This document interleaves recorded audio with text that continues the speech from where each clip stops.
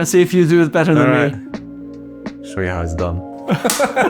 We're working on Hello Sunshine, a survival mystery game where you play the nomad who's walking in the shadow of a giant robot.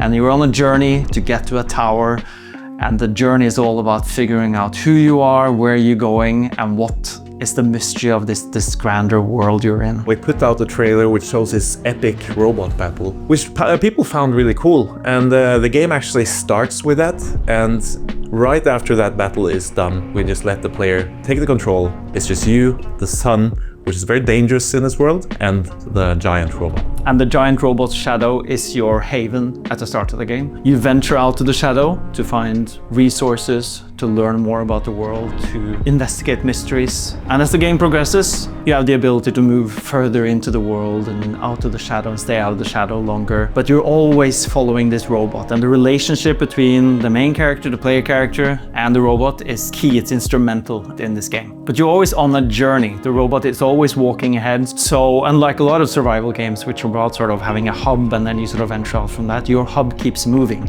and it keeps pushing you through this world. And at the start, you don't have any way to interact with the robot. You know, you're just sort of like trying to figure out like, what is this robot doing? Where is it going? It's going the same way we're going, which is great, but how long will that last? But as the game progresses, the relationship evolves.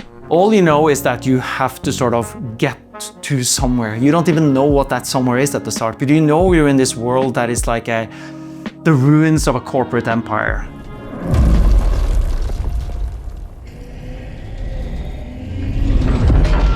There are a lot of really good survival games out there, and all of them are very systems driven for the most part, right? Some of them are quite forbidding, they're quite tough.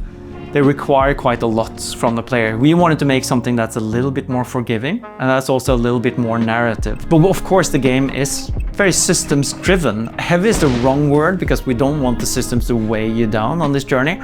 The systems are there in order to support the narrative and the player journey. Some of the core systems, like we've already mentioned, is sun shadow, of course. Water. If you stay in the shadow for too long, you're gonna start getting thirsty. You need to find some water, so you need to go out into those ruins and see if you can find some water. Instead of heat, it's just kind of ticking down and you need to hydrate. Warning, warning. Water tank reserves at 5% capacity. Replenishment advised. The reason we made co-op is for two people to sit on the couch with two controllers and play split screen. There are so few games that allow for that. You know, I have a daughter and I love playing games with her, but sometimes there aren't that many games where you can sit together and play and have an experience where, like Jonathan said, you can either go together somewhere or you can sort of split up once you feel more confident and go apart. Hello Sunshine is coming to PC. It's available on Steam to wishlist, and you can also sign up for our playtests, which are starting soon. Soon, very soon.